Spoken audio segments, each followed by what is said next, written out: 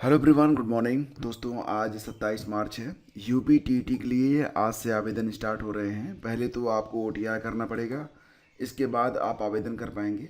हालांकि UP TET 2026 के related एक फर्जी वेबसाइट के बारे में भी, ये जो ऑफिशियल वेबसाइट है इस पर आवश्यक सूचना दी गई है जो कि आपके सामने है, जिसमें ये कहा गया है कि यूपी टीईटी के लिए अगर आपको आवेदन करना है तो ये जो ऑफिशियल वेबसाइट है इसी के थ्रू आकर करें। और एक UPTET2026.in करके वेबसाइट है, तो इस पर आपको नहीं जाना है। ठीक है, ये चीज़ यहाँ पर क्लियर कर दी गई है। और आवेदन की प्रक्रिया आज से स्टार्ट हो रही है। हालांकि अभी तक लिंक सुबह के लगभग 7 बज रहे हैं जब मैं वीडियो रिकॉर्ड कर रहा हूँ, तो अभी तक लिंक एक्टिवेट नहीं हुए हैं। लेकिन जैसे लिंक एक्टिवेट होते हैं आपको जानकारी यहाँ पर दे दी जाएगी। ठीक है, तो दोस्तों सबसे पहले तो आपको ओटीआई करना पड़ेगा, इसके बाद आपको आवेदन करना पड़ेगा। हालांकि इस बार की जो फ़ीस है थोड़ी ज़्यादा है। अलग अलग पेपर के लिए जो फ़ीस है वो 1,000 रुपये है, यानी कि अगर आप दोनों पेपरों में आवेदन करते हैं तो आपको 2,000 रुपये की फ़ीस देनी पड़ेगी। और इसको कम करने के लिए मुख्यमंत्री को छात्रों ने पत्र भी लिखा है, लेकिन मुझे नहीं लगता कि इसमें कोई संशोधन हो पाएगा। और जो प्रक्रिया है इसे तो मतलब फ़ीस और भी ज़्यादा करने की यहाँ पर बात की गई थी, लेकिन मुख्यमंत्री के हस्तक्षेप पर ही फ़ीस जो है हज़ार रुपये रखी गई है पर पेपर। तो आवेदन जो है आप कैसे करेंगे, upessc.up.gov.in पर जाकर आप आवेदन कर सकते हैं। और बाकी जो प्रक्रिया है अभी लिंक एक्टिवेट होगा तो मैं आपको सारी जानकारी उपलब्ध करवा दूंगा। पीसीएस 2025 की मुख्य परीक्षा 29 मार्च से 1 अप्रैल तक चलेगी। एडमिट कार्ड जारी कर दिए गए हैं और जो एस्पिरेंट हैं 11,403 अभ्यर्थी ये अपना प्रवेश पत्र आयोग की वेबसाइट से जाकर डाउनलोड कर सकते हैं। प्रयागराज में 12 परीक्षा केंद्र बनाए गए हैं जहां पर 4,757 अभ्यर्थी परीक्षा देंगे। लखनऊ में 15 केंद्र बनाए गए हैं जहां पर 6,646 अभ्यर्थी परीक्षा देंगे। सभी केंद्रों पर सह केंद्र व्यवस्थापक, वाहन निरीक्षक और सहयोगी निरीक्षकों की तैनाती कर दी गई है। और पूरी व्यवस्था यहाँ पर चाक चौबंद है। पहला सत्र सुबह 9 बजे से 12 बजे तक, दूसरा सत्र 2:30 बजे से लेकर 5:30 बजे तक चलेगा। ठीक है, यूपी बोर्ड के लिए जो परिणाम हैं ये अप्रैल में 25 अप्रैल तक आ सकते हैं। कहा जा रहा है कि लगभग 67% जो कापियाँ हैं उनका मूल्यांकन किया जा चुका है। और देखो दोस्तों, बेमौसम बारिश और अन्य आपदा से होने वाले फसलों के नुकसान की जानकारी किसान खुद भी अब दे सकते हैं। इसके लिए एक टोल फ्री नंबर जारी किया गया है 1447। इस नंबर को आप याद रखिए। और जो भी किसान परेशान होंगे मौसम की वजह से, जिनकी फसलों की क्षति हो रही है, वो लोग 1447 के जरिए नुकसान की तत्काल जानकारी दे सकते हैं। यही नहीं, इस नंबर से वे योजनाओं की जानकारी भी हासिल कर सकते हैं। प्रदेश में संचालित प्रधानमंत्री फसल बीमा और पुनर्गठित मौसम आधारित फसल बीमा योजना के तहत सरकार ने किसानों को यह सहूलियत दी है।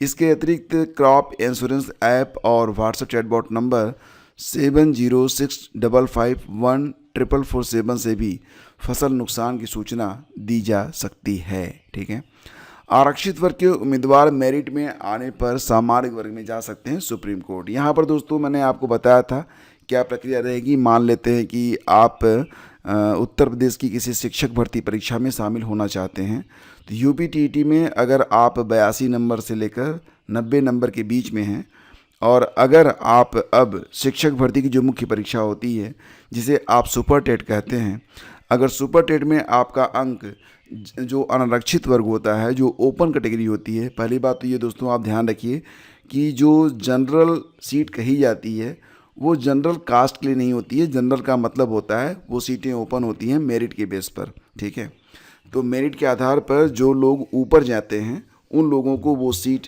दी जाती है। तो पहले एक ओपन यहाँ पर रिजर्वेशन होता है, मतलब ओपन तरीके से जिनका नंबर ज़्यादा होता है उन लोगों को 50% में रखा जाता है। उसके बाद जो रिजर्वेशन की प्रक्रिया है उसको फॉलोअप किया जाता है। तो इसका मतलब ये नहीं होता कि general seat for general caste होती है। General seat is for open and for all category. ठीक है, तो यहाँ पर बात ये है कि अगर कोई ऐसा एस्पिरेंट है जो कि 82 से 90 नंबर के बीच में अपनी कैटेगरी के मुताबिक अगर उसने यूपी टीटी जैसी परीक्षा को पास कर लिया, जो कि एक पात्रता परीक्षा है, तो भी अगर वो मुख्य परीक्षा में, जिसे आप लोग सुपर टेट कहते हैं, अगर उसमें वो शामिल होता है और उसके अंक जो ओपन सीटें हैं तो उस पर चयनित जो अंतिम अभ्यर्थी है उसके अंकों से अधिक है, तो वो ओपन सीट का ही हकदार होगा। ये बात मैं नहीं, ये बात सुप्रीम कोर्ट के द्वारा कही गई है, तो बिल्कुल इसे आप मान सकते हैं। ये जो फैसला आया है महाराष्ट्र में शिक्षक भर्ती मामले में आया है, जिसमें पात्रता परीक्षा टीईटी में अंकों की छूट का लाभ लेने वाले आरक्षित वर्ग के उम्मीदवारों को मुख्य परीक्षा के मेरिट में सामान्य वर्ग के अंतिम उम्मीदवार से ज़्यादा अंक लाने पर भी सामान्य वर्ग का ही माना गया था। तो दोस्तों, ये जो पूरी प्रक्रिया है इसको आप समझ सकते हैं। और नेक्स्ट जो न्यूज़ है वो ये है कि यूपी टीटी के लिए आज से आवेदन, OTR अनिवार्य, तो ज़रूरत पर ही पेट्रोल डीजल लें। आप ये भी जानते हैं कि उत्तर प्रदेश में इस समय बड़ी लंबी लंबी लाइनें लग रही हैं, और इसकी वजह और कुछ नहीं, बस इतना है कि लोग ना स्टोर करके रख लेना चाहते हैं। आपद के लिए इतना आयोजन, जहाँ शंकर प्रसाद ने लिखा था ना, आपद के लिए इतना आयोजन, यह अनुचित नहीं है। तो दोस्तों, बात यहाँ पर यही हो रही है कि जिनको नीड नहीं है, जो रोज़ 25 रुपये का पेट्रोल लेते थे ना, वो 25 रुपये उधार लेकर चले गए हैं पेट्रोल टंकी फुल कराने के लिए। तो दिक्कत यहीं से बढ़ जाती है, क्योंकि अभी कल एक पेट्रोल पंप पर मैं था, तो हालांकि पेट्रोल पंप जो था, मैं रात को पहुंचा था लगभग 7:30-8 बजे के आसपास, तो उसने कहा कि भैया इसलिए तेल ख़त्म हो गया कि जितना तेल लोग 10 दिनों में ख़रीदते थे उतना लोग 10 घंटे में ख़रीद रहे हैं, तो तेल कैसे बचेगा।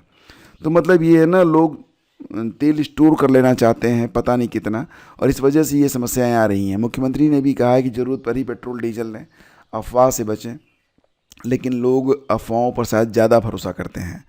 4 वर्षीय स्नातक को सीधे PhD में दाखिला, संशोधित PhD अध्यादेश में बड़े बदलाव का मसौदा तैयार। तो खबर लखनऊ से है कि लखनऊ विश्वविद्यालय में संशोधित PhD अध्यादेश 2026 के तहत प्रवेश अवधि और पात्रता में बड़े बदलाव की तैयारी है। इसके तहत PhD अध्यादेश 2023 में संशोधन करते हुए 2026 के लिए नए प्रावधान किए जाएंगे। अब देखो, नए प्रावधान में क्या होगा कि प्रवेश वर्ष में एक बार पहले मिलता था, अब 2 बार मिलेगा। 4 वर्षीय स्नातक के बाद सीधे PhD में प्रवेश के लिए कम से कम एक शोध पत्र यानी कि पीयर रिव्यू जर्नल में अनिवार्य किया गया है। मतलब अगर 4 साल का स्नातक आपका है तो भी आप PhD कर सकते हैं। शर्त ये होगी कि पीयर रिव्यू जर्नल में कम से कम आपका एक रिसर्च पेपर पब्लिश हुआ हो। इसी तरह वर्षीय जो 1 साल के परास्नातक पास अभ्यर्थी वो भी PhD में प्रवेश के पात्र होंगे। न्यूनतम 55% अंकों की शर्त पहले की तरह रहेगी।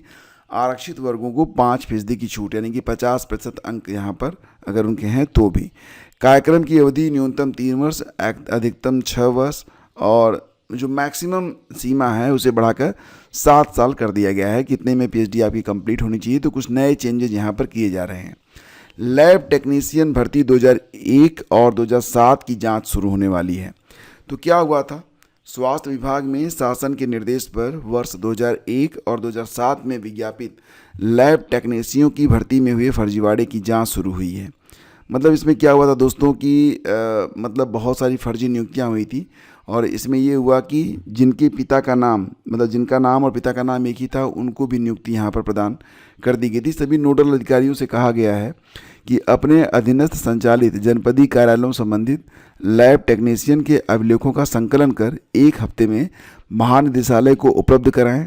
जांच में विज्ञापन के सापेक्ष चयनित लैब टेक्नीशियनों के नियुक्ति आदेश की प्रमाणित प्रति, उनके सेवा विवरण की प्रमाणित प्रति और चयनितों के टेस्ट स्टेट मेडिकल फैकल्टी से जारी DMLT प्रमाण पत्र की प्रमाणित प्रति उपलब्ध कराने को कहा गया है। तो जांच की जा रही है, भले ही 20 साल 25 साल बीत चुके हैं मैटर को, लेकिन जांच होगी और ऐसे लोग अगर दोषी हुए तो दंडित भी किए जाएंगे। तो दोस्तों, ये थी आज की पूरी अपडेट। दोस्तों, अगर आपने स्टडी विद ज्ञान प्रकाश चैनल को सब्सक्राइब किया हुआ है तो आपको इसकी प्लेलिस्ट एक बार चेक करनी चाहिए। प्लेलिस्ट में आपकी जो परीक्षा है उसके लिए आपका पूरा का पूरा जो सिलेबस है वो कंप्लीट करवा दिया गया है। जैसे कि आपकी जो परीक्षा 18-19 अप्रैल को है, तो इसके लिए ये जो प्लेलिस्ट है इसको आप देख सकते हैं। इस प्लेलिस्ट में आपको पूरा जो आपका सिलेबस है वो अबाउट कंप्लीट हो चुका है, और आप यहाँ पर देख सकते हैं। अभी कुछ कमेंट आए हैं कि सर आप ICT के बारे में पढ़ाइए, मतलब कंप्यूटर के बारे में, प्लस कुछ लोग कह रहे हैं कि अभी जो आपका वहाँ पर रिसर्च एप्टीट्यूड है, टीचिंग एप्टीट्यूड है, उसकी क्लासेस लीजिए। तो दोस्तों यहाँ पर आपको प्लेलिस्ट में सारी क्लासेस देखने को मिल जाएंगी। आपका सारा कोर्स हो चुका है, ये देखिए आपका ICT की क्लास हुई है, ठीक है। और इसी के साथ जो रिसर्च एप्टीट्यूड है उस पर भी आपकी क्लासेस हो चुकी हैं। तो ये देखिए आपका रिसर्च एप्टीट्यूड है, यूपी का बजट है, शिक्षण और शोध आवृत्ति की क्लास भी आपकी हो चुकी है, यूपी स्पेशल की क्लास भी हो चुकी है, हालांकि अभी इसकी कुछ क्लासेज आपकी बाकी हैं। तो बस इतना ही अगर आप देख लेंगे ना तो आपको जो कॉन्फिडेंस लौट आएगा और निश्चित तौर से एग्ज़ाम से पहले आप खुद को वेल प्रिपेयर्ड फील करेंगे और एग्ज़ाम का बेसब्री से इंतज़ार भी करेंगे। ये जो डायरेक्ट लिंक है मैं आपको डिस्क्रिप्शन में डलवा दूंगा, आप डायरेक्टली इस प्ले लिस्ट तक पहुँच सकते हैं और अपनी तैयारी को राइट नाउ स्टार्ट कर सकते हैं। धन्यवाद आप सभी का। अगर आप पेड ग्रुप ज्वाइन करना चाहते हैं तो डिस्क्रिप्शन चेक कर लीजिएगा। Thank you.